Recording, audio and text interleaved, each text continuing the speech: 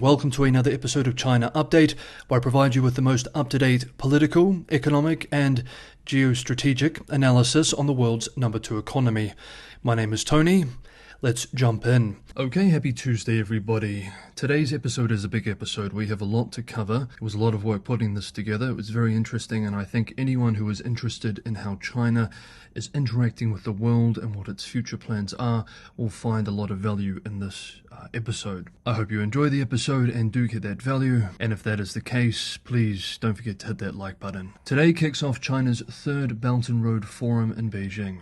Russian leader Vladimir Putin is attending the two-day event, and General Secretary Xi Jinping will deliver a speech tomorrow. We will discuss the outcomes of the event as well as Sino-Russian developments either in tomorrow's video or on Thursday, depending on how much material needs to be reviewed. For today, let's take note of some of the coverage in the lead-up to today's opening to get a sense of the context. State-run Xinhua confirms that she will deliver a speech tomorrow, and for the event, a book has been published with Xi's discourses on the Belt and Road Initiative in Arabic, Spanish, Portuguese, German, Japanese, English, and of course Chinese. The state media outlet writes yesterday, quote, "In just 10 years, the Belt and Road Initiative, BRI, has become one of the world's most popular public goods, bringing many developing countries chances for leapfrogging development." End quote. Several state media outlets have published commentaries in recent days anticipating international criticism of the Belt and Road Initiative, the most obvious being accusations of debt trap diplomacy, that is, using high levels of leverage to trap key nations into reliance to Beijing so that the latter can better advance foreign policy objectives or take control of assets like ports. State-run Xinhua, for example, writes, quote, "The debt trap theory is often utilized to smear this milestone project for humanity.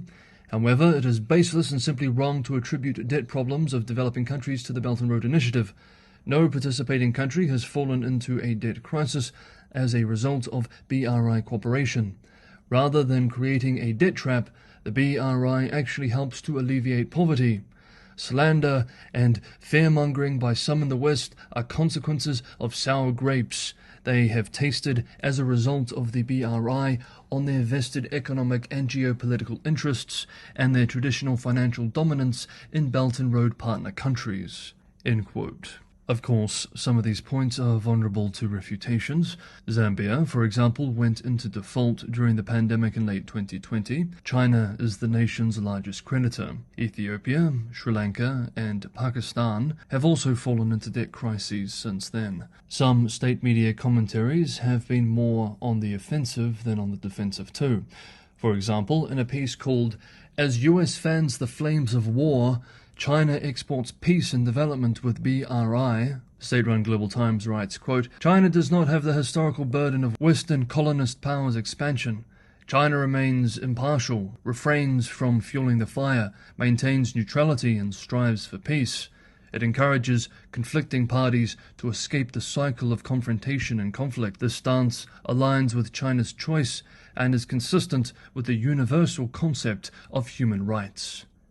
End quote. Another criticism from opponents, mostly in the developed world in Asia and the West, is that the BRI is part of China's strategy for a new world order.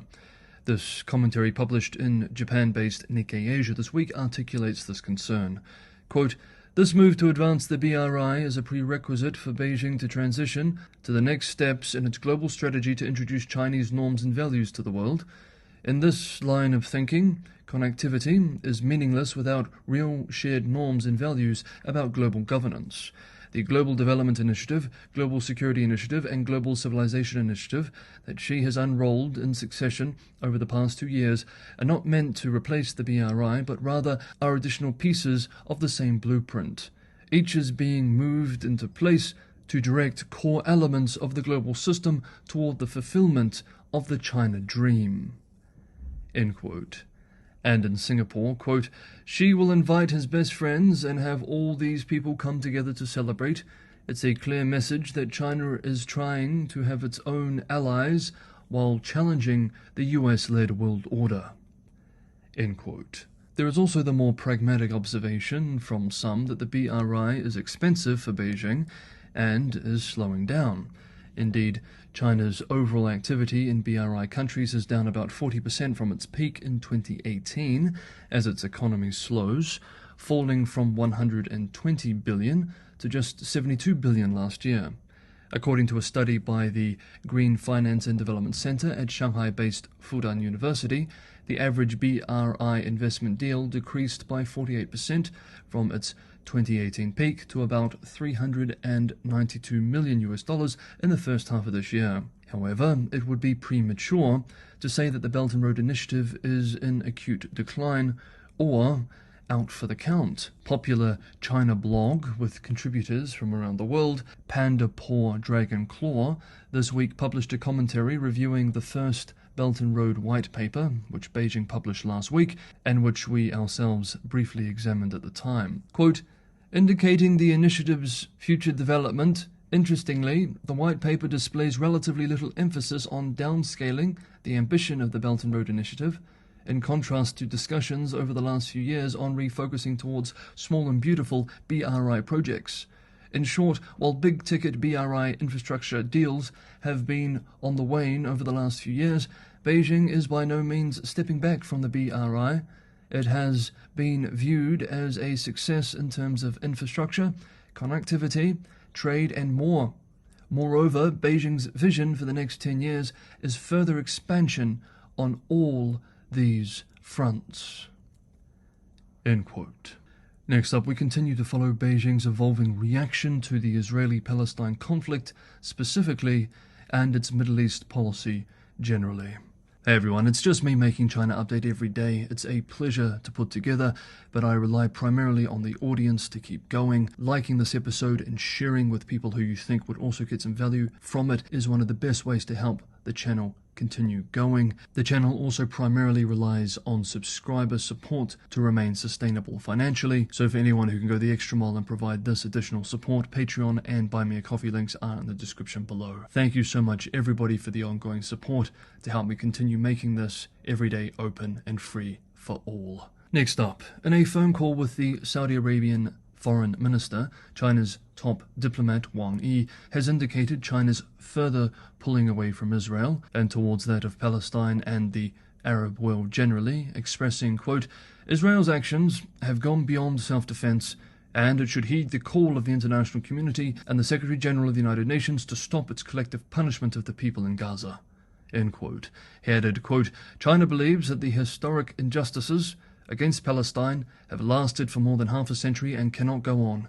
China stands ready to work with Saudi Arabia and other Arab countries to continue supporting the Palestinians' just cause of restoring their national rights and bring the Palestinian question back to the right track of the two-state solution so that it can be resolved comprehensively, justly, and permanently. End quote. We note that to date Beijing has yet to condemn Hamas by name, rather condemning violence against civilians generally. Wang Yi used this language again in the phone call. Quote, China opposes and condemns all acts that harm civilians because they violate the basic human conscience and the basic norms of international relations. End quote. State-run Xinhua writes on Monday that, quote, China is in intensive communication with all parties to push for a ceasefire and an end to the fighting. The pressing task is to ensure the safety of civilians, open humanitarian corridors for aid as soon as possible, and protect the basic needs of the people in Gaza. End quote. Wang Yi also had a phone conversation with U.S. Secretary of State Blinken, where he made similar points to the ones we just observed. State media also reports that Wang Yi had a conversation with his Iranian counterpart. Quote, the Iranian side hopes to restore the issue through political means and stands ready to strengthen communication with China in this regard. End quote, writes state-run Xinhua. In that conversation, Wang expressed that, quote, China supports Islamic countries in strengthening unity and coordination and speaking with one voice on the Palestinian issue. End quote. In a separate statement, Wang Yi unpacked the so-called 4 priorities for China in the current situation. We will quote these directly. The first is to stop the fighting as soon as possible.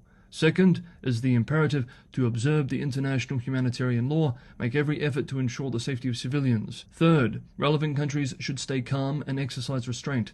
Fourth, The UN should play its due role in resolving the question on Palestine. The UN Security Council needs to shoulder important responsibilities for this. In this statement, Wang Yi added, quote, "The question of Palestine is at the heart of the Middle East question and a wound that keeps being torn open in today's world.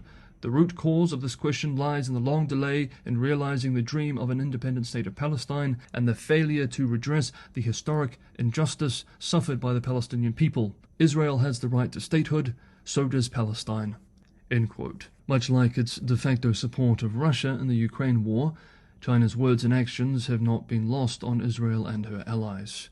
Quote, "China's stance might be more about projecting an image of a neutral and responsible global power rather than acting like one. Its calls for a two-state solution are disconnected from reality. China has not designated Hamas a terrorist organization, but rather a Palestinian resistance movement." End quote. Meanwhile, Beijing's special envoy to the Middle East, Zhai Jun, has had a group meeting with diplomatic envoys of several Arab states, and China's permanent representative to the United Nations, Jiang Jun, has called for a ceasefire in the conflict. Of course, popular discourse on the Chinese internet has been far less diplomatic in its language than official statements. Hu Xijian, former editor-in-chief of the nationalist tabloid Global Times, expressed to his 24 million followers on Weibo, quote, "Some of us should not be influenced by public opinion dominated by Jews and Americans." End quote. Outspoken nationalist and professor of international politics at Shanghai's prestigious Fudan University, Shen Yi, told his 2 million plus followers, quote, "At its core, resolving the Israeli-Palestinian issue is about addressing the negative legacy of the old international order.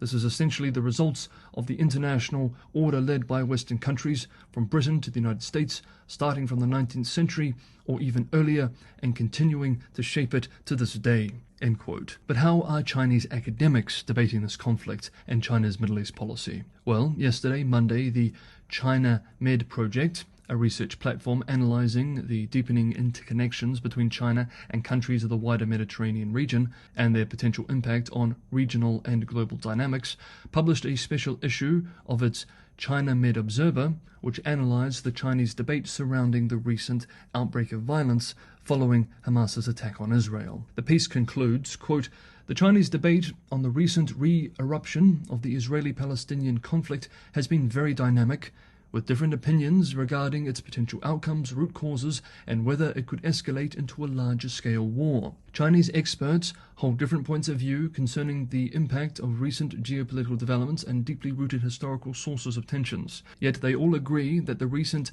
violent escalation in the Israeli-Palestinian conflict primarily stems from Israeli actions against the Palestinians, while the media debate predictably underscored the role of American foreign policy in the region.